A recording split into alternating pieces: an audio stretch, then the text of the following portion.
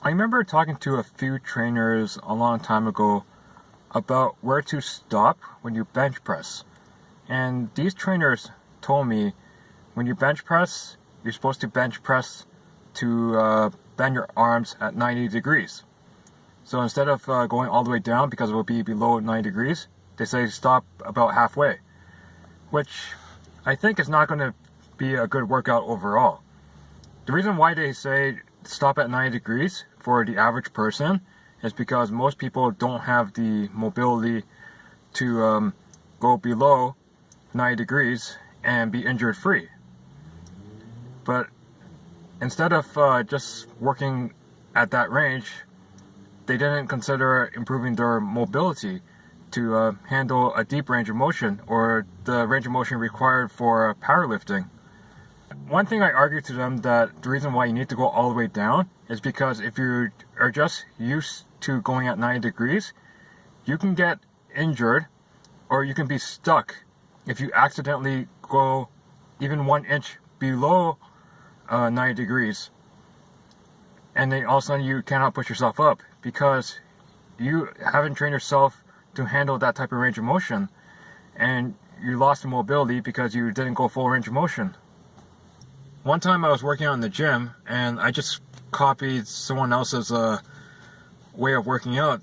I was a beginner at that time, so I actually bench pressed to 90 degrees.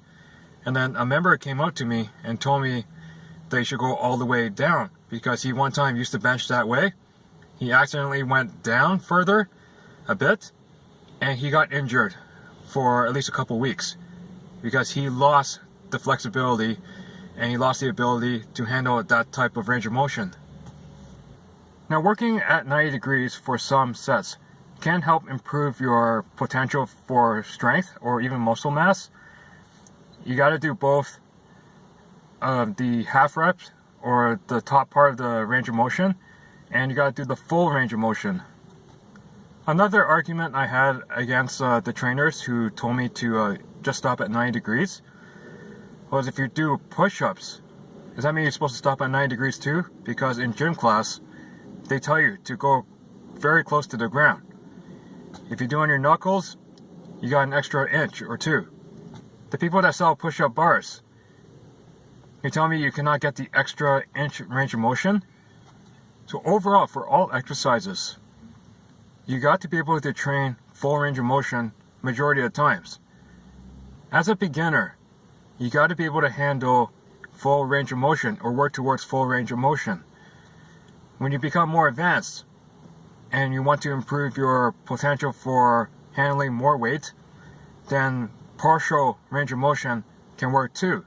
But you still have to work the full range of motion at times so you don't lose your strength when you accidentally go lower than what you're used to. This actually shockingly happened to me when I was in high school. In high school, I only did gym class in my grade 9 year for 1 semester. And then I started going to the gym once in a while after grade 10. And I was actually really heavy. Like, I reached about 190 pounds when I was in grade 11. So I wasn't able to do 1 pull-up. And even when I lost about 25 pounds in my grade 12 year, I still wasn't able to do 1 pull-up yet.